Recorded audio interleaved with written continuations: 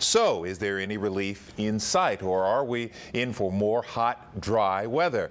There he is, Chief Meteorologist Gene Norman, here with the forecast. Gene? Yeah, Len, I don't have good news. We had triple-digit heat today as we hit a high of 100 degrees. That broke the record set back in 2008, just 3 years ago. That was 99. The normal high this time of year is 91, and last year on this date, 93. It wasn't just the heat today, but the humidity, and even at this hour, it feels like it's over 100 degrees. In a lot of our weather bug sensors, the Cloverleaf neighborhood, River Oaks checking in at 102. In Northwest Houston, it feels like it's 104 degrees. And yes, our dry spell will continue too. Coming up, more bad news about the drought and what we can expect as we head toward the end of the week and the weekend. The forecast in a few minutes. Talk to you then. Thanks, Gene. Leave. No need.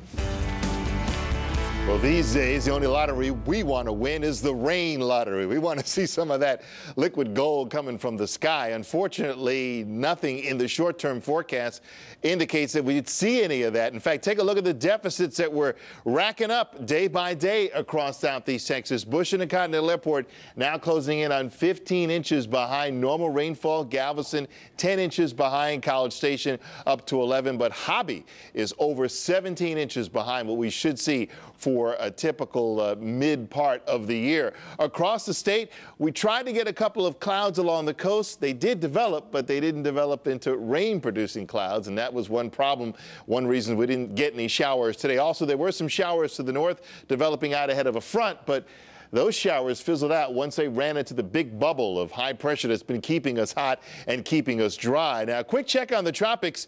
I am a little bit encouraged to see this mass of clouds here and some showers and thunderstorms off the coast of Nicaragua. Now, long-range computer models take this over Central America and push it into the Pacific. But it looks like there is a lot of moisture developing here for the early part of next week, and some of that could be pushed in our direction, and that may give us a chance for rain because our winds will shift to the southeast by early next week, and that would bring some of that Gulf moisture in as opposed to the southerly winds we've seen now, which are just keeping us hot. Those southerly winds primarily blow over land, and you can see the clear skies over the city right now, 93 degrees after that record today of 100.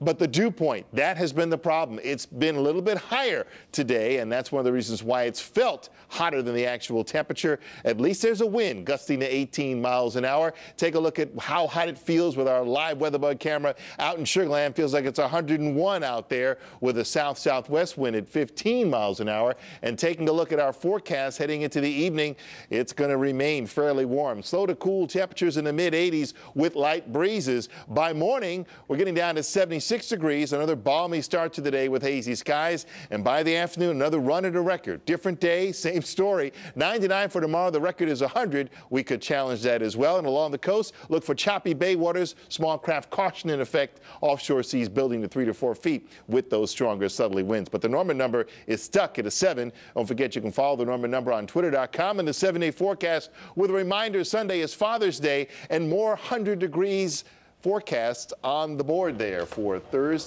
Friday and for Saturday. Those could challenge records too, and then that slight chance of rain by the time we get to the middle of next week. But boy, has it been dry, and today, record heat. This is going to be a month of June that goes down in the record books as the hottest ever. Unbelievable. We believe it. Thanks, Gene.